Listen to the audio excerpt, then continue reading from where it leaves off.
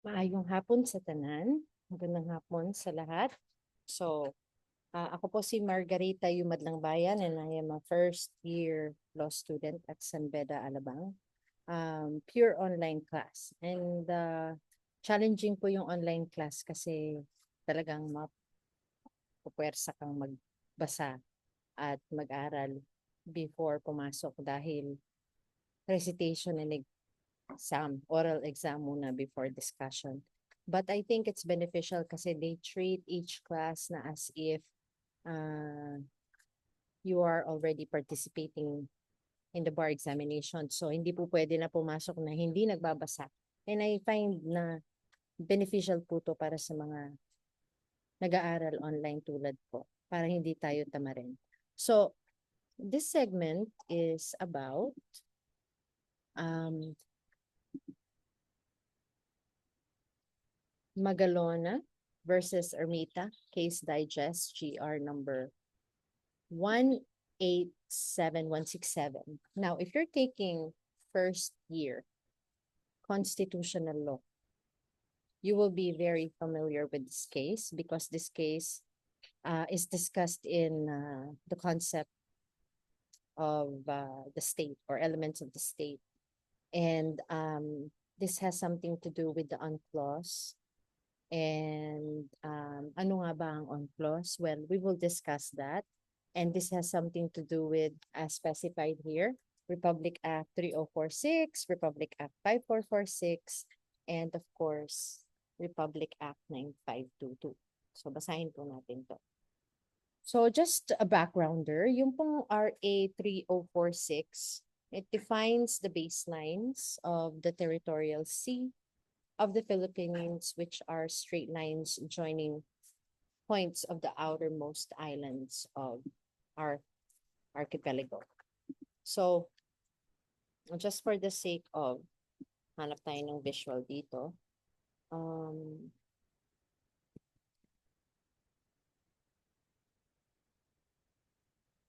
Baselines. So, it's always really handy to Google stuff because there will be times na kailangan po natin ng visual, which is, I find this visual very helpful. Ito po. I know it's from Wikipedia, but there's no harm because it is what it is. So, just a brief backgrounder here. Makikita po natin, meron tayong varied shades of blue. And that will be discussed in our discussion here sa Magallona versus Ermita. And the reason why I create videos for my personal consumption and post it on my YouTube is because I know meron pong mga naghahanap ng mga materials sa YouTube or internet. And meron po ako nakitang mga about these Republic Acts and this case, but I decided na I'm going to get the information down and then I'm going to create a vlog that will help myself when I have to review for the midterm examination, which is at the end of September, malapit na. So, di ba? Double purpose po tayo dito. Hold on.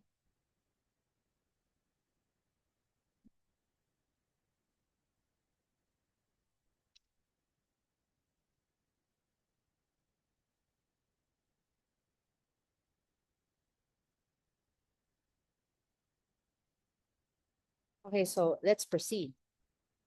Before we get into the case, what is this RA 3046? It defines the baselines of the territorial sea of the Philippines, which are straight lines joining points of the outermost islands. So as you can see here, we have all kinds of islands. The Philippines is made up of like 7,000 plus islands. I don't know the exact number, and I should, but I don't. Ito po yung mga islands covering the Philippines, right? It's 4 o'clock.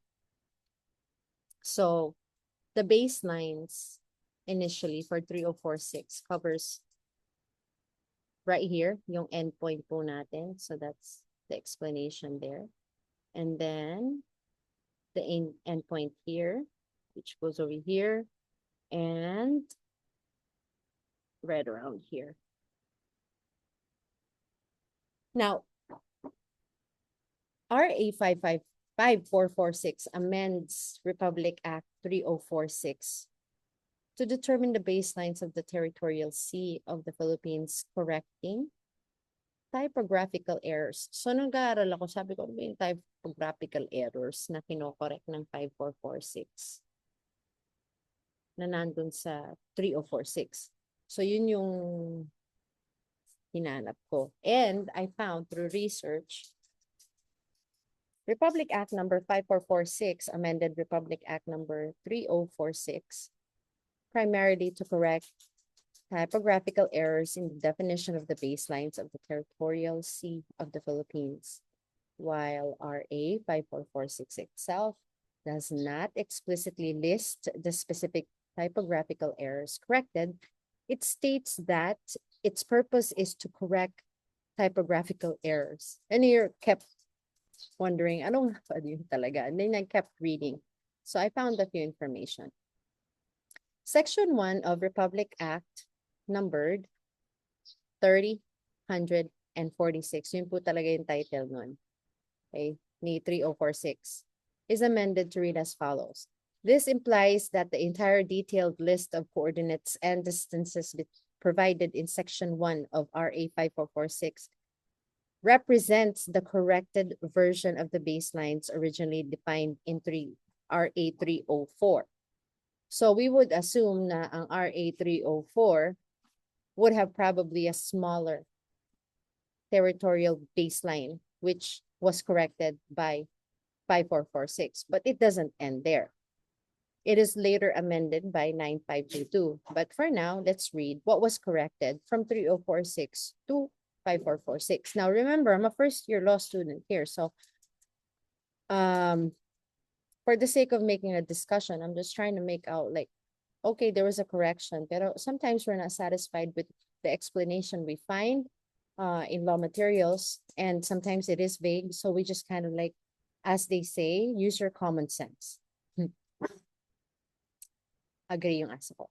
Anyway, sabi, the subsequent Republic Act number 9522, which further amended RA 3046, as amended by RA 5446, provided more insight into the nature of these typographical errors and other technical deficiencies in the original baselines. These included the length of the baseline across Morro Gulf from middle of 3 Rock Awash to Tongkil Point was 140.06 nautical miles, exceeding the maximum length allowed under Article 47.2 of the United Nations Convention on the Law of the Sea that's unclosed.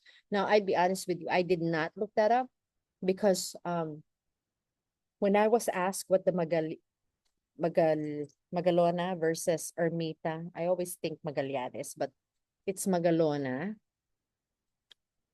versus Ermita case was, it was just basically about the amendments of the Republic Act. So forgive me if I did not look up the Morro Gulf and the middle of 3 Rock Awash to Tongkil Point.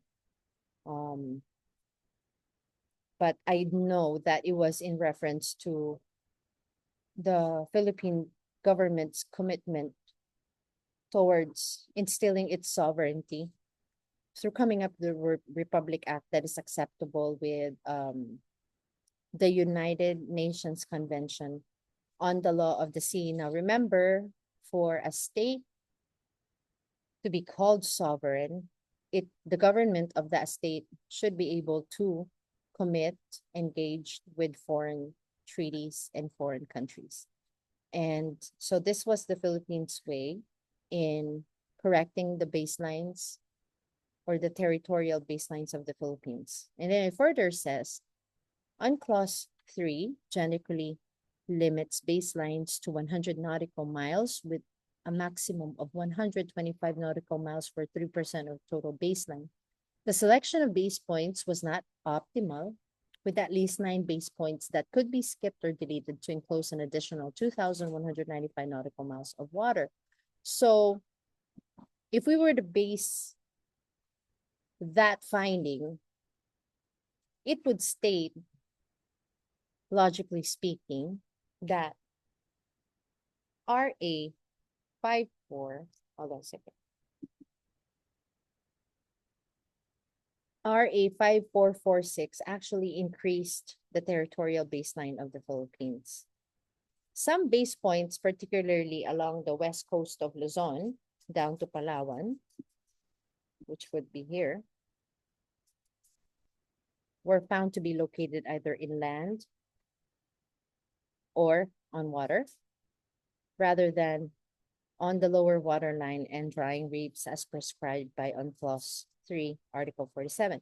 This indicates that the original coordinates in RA 3046 had inaccuracies in their geographical placement. Now, without being a scientist and geographic engineer, we would safely say that the geographical errors was corrected by RA 5446, which was originally described or outlined in terms of baselines in RA 3046. Further, Republic Act number 9522 defines the baselines of the Philippine archipelago, affirming the country's sovereignty and jurisdiction over its territory, and requires registration with the United Nations. Now, the ability for a state to be called sovereign, the government must and should be able to engage in foreign affairs, perhaps agreement or treaties. Now, in this case, the Philippine government, the Philippine government engaged with UNCLOS to define the territory of the Philippines baseline. And this Ermita, Magallona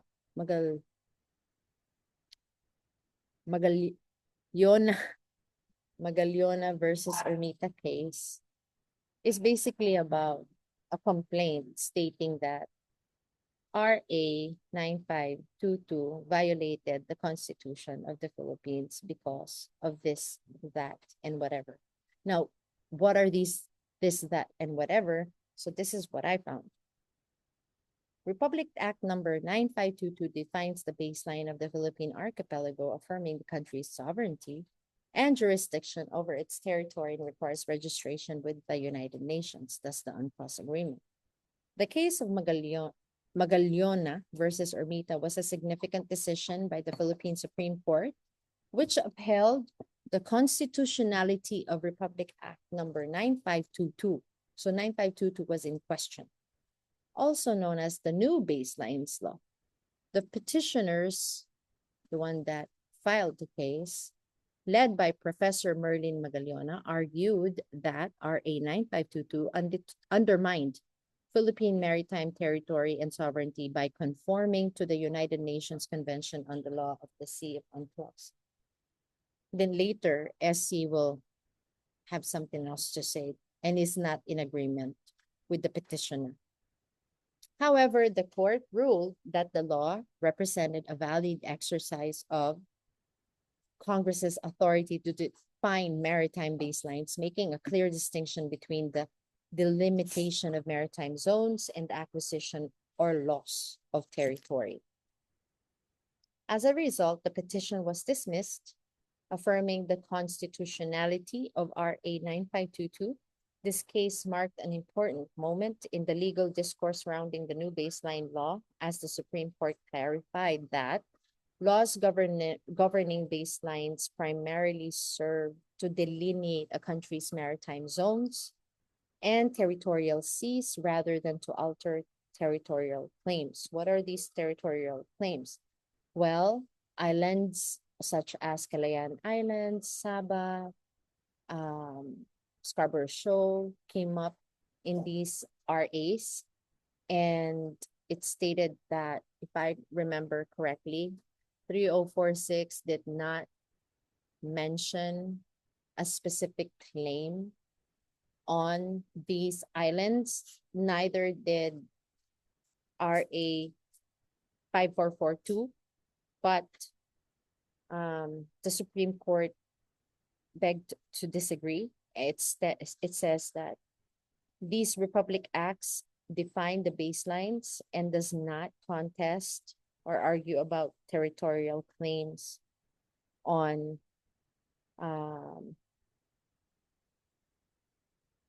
either resources, living or non-living within those waistlines. And it continued to say that RA 9522 amends an earlier law, RA 3046, to establish the archipelagic, tongue twister po talaga yun para sa akin, baselines of the Philippines, thus aligning the country's legal framework with the provisions of UNCLOS. The petitioners expressed concerns that the enactment of RA 9522 might threaten the integrity of the Philippine territory, potentially jeopardizing national sovereignty and security. They said that 9522 would allow foreign vessels to have access to internal waters. That means, for example, waters here sa Sulusi, internal na yan, no? It's like between Palawan and Visayas and Mindanao. This is internal water. So that's what 9522 says. It's like it opens the internal waters of the Philippines to foreign vessels, thereby limiting the access of or giving up a certain territory, limiting the access of Filipinos to natural resources, and to the note of sort of diminishing the sovereignty of the Philippines over its internal waters. But of course, the Supreme Court said, no, that's not what it's about. The Supreme Court emphasized that UNCLOS specifically addresses maritime rights, passage of vessels, and does not affect the acquisition or loss of territory. The court determined that the classification of certain areas as regime of islands, which is Calayan Island, Scarborough Shoal Island, does not undermine the Philippine sovereignty over territories such as the Calayan Island Group and Scarborough Shoal. Ultimately, with the dismissal of the petition, the constitutionality of RA 9522 was upheld, reinforcing the need for clearly defined maritime boundaries in the context of national interest. And in this RA 9522, I would like to add that there are three types of baselines. The first one is the territorial baseline, which is 12 nautical miles from the baseline, inner waters surrounding the shore. So 12 nautical miles. There's a legend here. Ayan po. Archipelagic waters, territorial waters. Archipelagic, territorial sea, the light blue. This is what archipelagic is the water surrounding the shores of the island. Territorial sea is 12 nautical miles from the shore. And then we have the contiguous baseline, which is 24 nautical miles from the baseline. And then we have this light blue surrounding the Philippines, which is what we call the exclusive economic zone of the Philippines, wherein the sovereignty of the government per se allows the country to access living or non-living resources within this economic zone. And any passage of foreign vessels will have to be submitted and reported, coordinated with the country that covers that economic exclusive economic zone, which is basically the source of the problem of the Scarborough Shoal case between China and the Philippines. But that's a whole other story. So, in sum, Magallona versus Ermita, Case Digest, GR number 187167, question the constitutional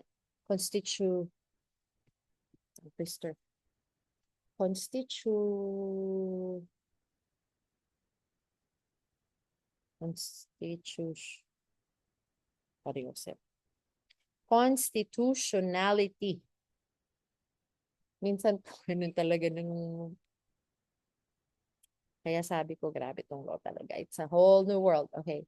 So, Magallona versus Ermita case questions the constitutionality of Republic Act 9522, which amended 5442, which amended 3046. And the Supreme Court sided with the defendant, stating that RA 9522 does not take away the sovereignty of the Philippines from its natural resources.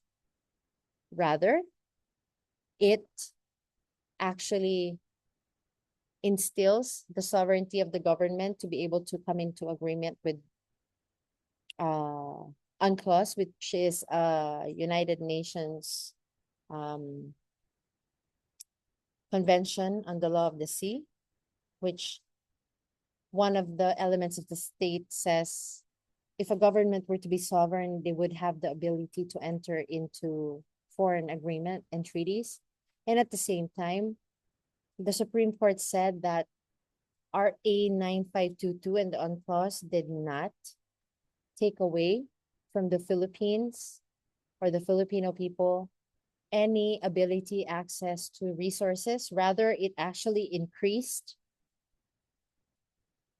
the baseline of the Philippines by 142 nautical miles on top of what it had already identified, and that it did not give up its cultural heritage claim on the regime of islands, which is what was included under the Treaty of Paris.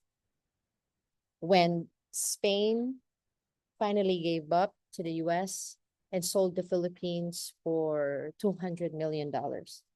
So these islands were included in that package deal that Spain would leave. Spain would leave the Philippines and let the governance go with the United States for the sum of 200 million pesos. And I'm sorry, dollars, $200 million. And I'd like to include that because we were conquered by the Spaniards for almost, well, not almost, but 300 plus years, our laws of the land here in the Philippines actually has features of civil law, which was taken from the Roman era. And then we have common laws, which are taken from the Anglo-Saxon or Anglo era, the US era, Commonwealth.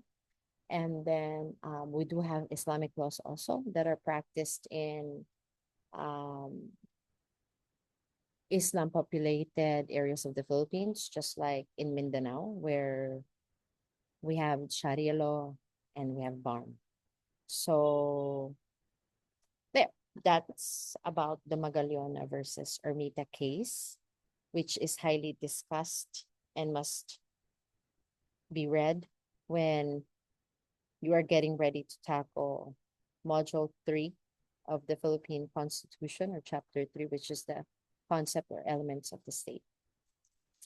Thank you. And of course, I shall repeat, I'm a first-year law student, and this is my way of trying to teach myself to remember, maybe not perfectly, but at least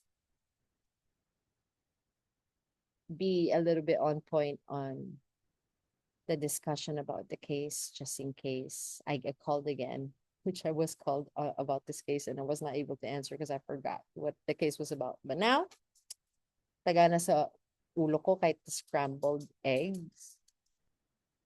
Pero I think I'll survive as far as this question is concerned. So I hope this helps. And I will be creating other videos that are related to cases that will be discussed in Module 3 of the Philippine Constitution, Concepts of the State. Marami pong salamat. At kung meron man po akong deficiencies or pagkukulang or pagkakamali, please understand and make note of it and then use it as your guide to correct what is correct and not correct with what I said and shared. Thank you.